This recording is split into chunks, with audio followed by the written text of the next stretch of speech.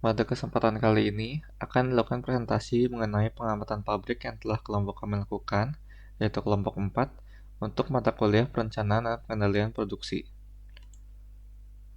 Pada kelompok kami terdapat saya sendiri, Mesonentius, dan 4 rekan saya, yaitu Jonathan Rafael, Michael Kehwang, Hasan Putra Utama, dan Muhammad Fadlilah.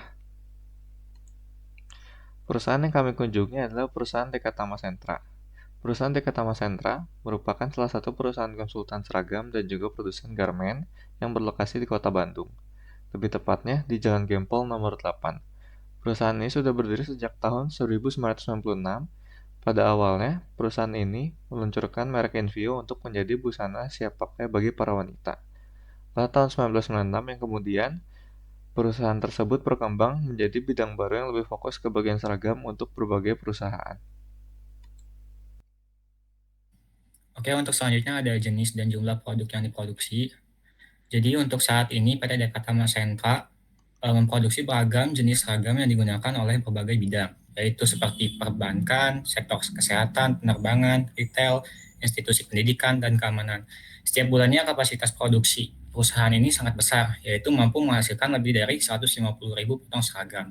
Ragam produk yang dihasilkan tidak hanya menyesuaikan kebutuhan fungsional tiap industri, namun juga memperhatikan variasi desain dan ukuran sesuai permintaan klien, sehingga mampu memenuhi standar dan preferensi dari masing-masing sektor industri yang dilayani.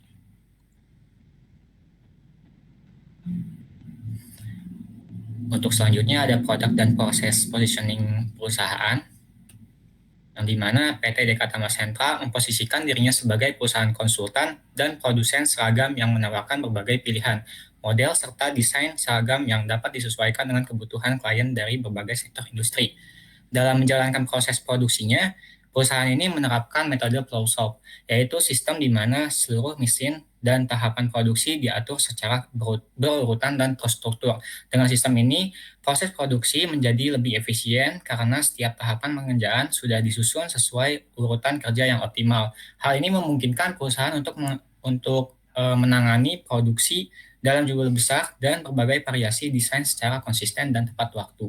Selain itu, PT Dekatama Sentra juga menonjolkan kemampuannya dalam memberikan layanan konsultasi kepada klien terkait desain dan kebutuhan seragam, sehingga tidak hanya berperan sebagai produsen, tetapi juga sebagai mitra strategis dalam pengadaan seragam perusahaan. Dengan positioning tersebut, PT Dekatama Sentra berupaya menjaga reputasinya sebagai penyedia seragam terpercaya yang mampu memenuhi kebutuhan spesifik dari berbagai industri secara profesional dan inovatif.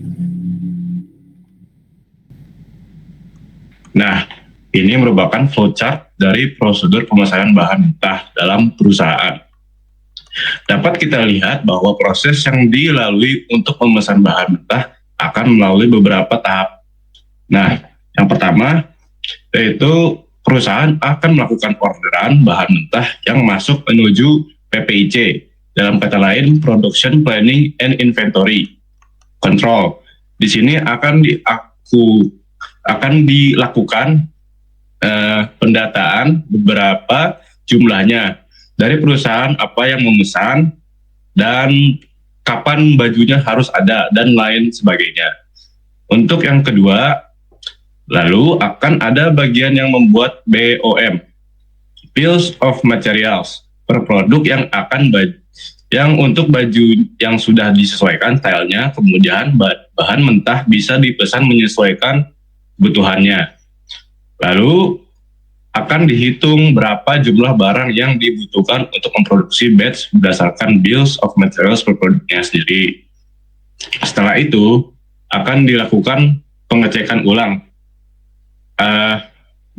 Apakah bahan yang akan dipakai untuk produksi tersebut mencukupi di dalam gudangnya.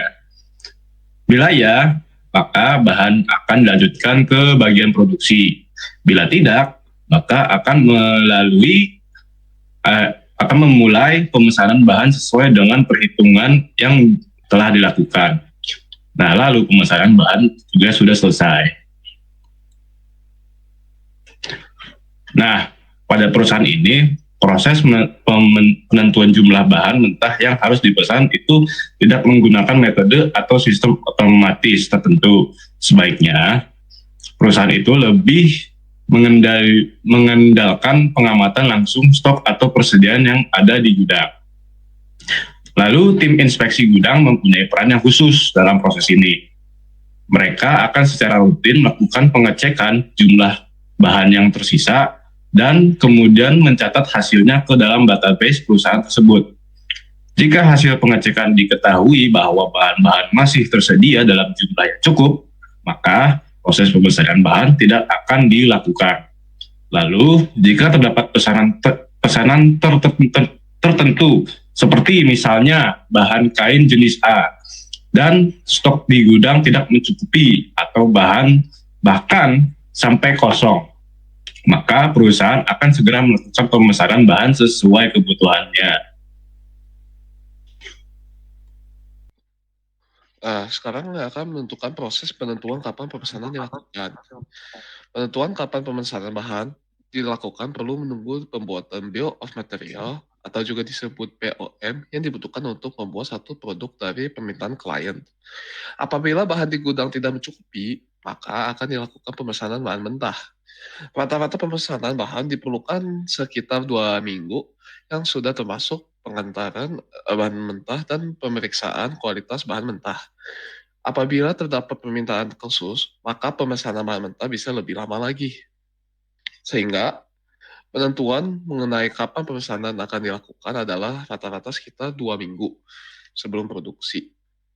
Waktu pemesanan disesuaikan dengan perkiraan waktu bahan mentah akan sampai ke gudang pabrik dan selesai diperiksa oleh bagian quality control untuk bahan mentah.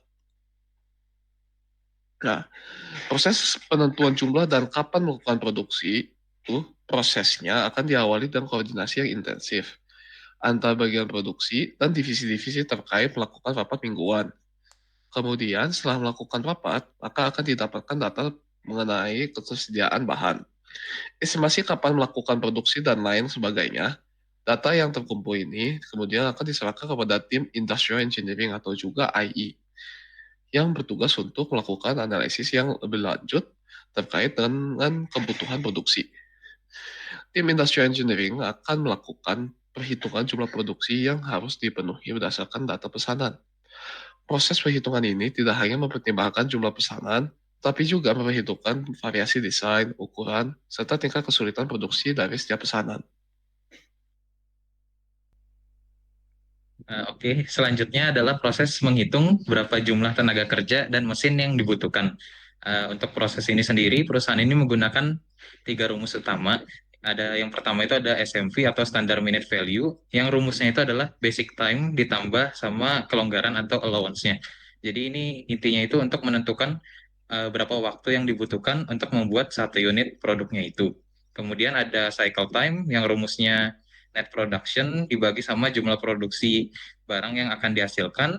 Terus ada si efisiensi, rumusnya itu output dikali sama SMV yang tadi, baru dibagi sama attended hour dikali total manpower-nya. Oke, boleh dilanjut. Nah, yang terakhir ada proses quality control. Perusahaan ini karena perusahaan baju ya, jadi mereka perlu melakukan beberapa proses quality control. Yang pertama itu ada proses metode arah jarum jam.